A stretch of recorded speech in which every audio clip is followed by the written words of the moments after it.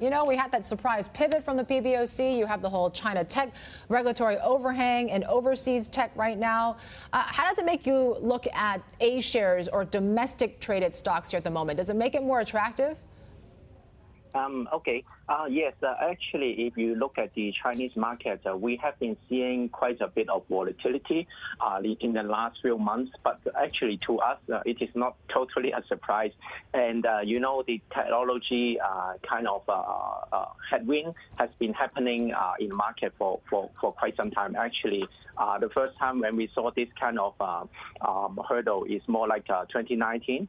So I must say a lot of this news, of course, will likely to continue to drag down the market or create a bit of volatility. But if you look at the market, look at the fundamental companies' valuation, I must say a lot of those negatives has already been discounted. And I would also like to highlight that, other than those technology sector, there are actually some company doing well in the last few months because of the very strong earnings upgrade, as well as the economy recovery is still going on. So, yeah, we have a chart that kind of highlight this dichotomy that you're seeing when it comes to these China tech stocks in the U.S., the bat, so to speak, and you compare that to some of the tech stocks in the U.S. I mean, we've seen that gap widen the most this year. When you look at mega cap tech here overall right now, the Tencents, the Baidus, the Alibabas as well. And so I'm wondering, so you're saying is value emerging right now? Are you buying on these dips, Will? I think if you look at the Chinese market, the internet or the technology sector is not only the sector that is growing. So for us, we have been seeing a lot of growth in other areas as well. For example, for this year, we see certain parts of the consumption, consumer stock are doing very well.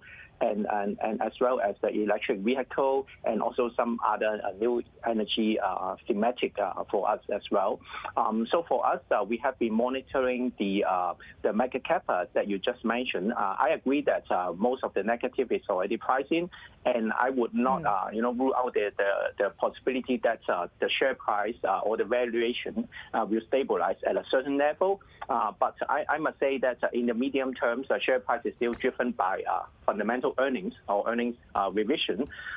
So for last year, we saw a very strong upgrade for the overall internet or the technology sector, partially thanks to the COVID impact.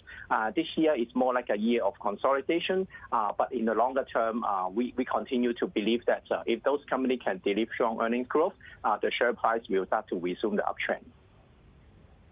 Do you see certain areas or, I guess, sectors within China that perhaps is immune to this tech crackdown?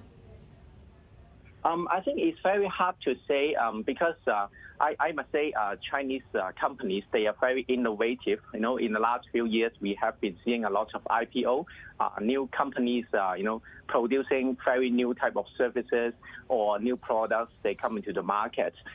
So with such a fast-growing industry, we would not expect the regulator will just stay on the sideline and of course innovation and regulation will come hand in hand. So for us, we think that some of the regulations are quite new to us as well as to the overall investors as well.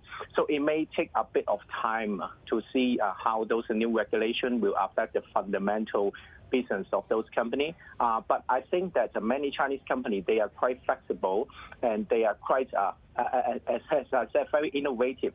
So I would expect that for a certain time, they will adjust their business model to adopt to the new regulation. And then with the very strong, potential or the structural growth of the overall sector, some of the companies will continue to grow. And in terms of your top holdings in your Hong Kong China fund, it is the likes of Tencent, Alibaba, Meituan, TSMC, some of these tech stocks as well. How are you recalibrating? Are you doing any kind of readjusting for the second half for the fund now? Sure. Actually, it's not for the second half, but actually during the end of last year, where we see a lot of internet companies because they were very popular among investors, valuation became quite high, we have been fine-tuning or switching our portfolio a bit. So within tech sector, in my view, is actually a very big sector. It comprises of, internet, software, hardware. So in the last few months, we have been increasing a bit of a hardware holding because we see the demand for hardware product, especially for those more upstream type of company, namely the semiconductor and some of the printed circuit board and even some other components has been in shortage. The demand is so strong. So we have been switching a bit of our exposure into those beneficiaries of this strong demand.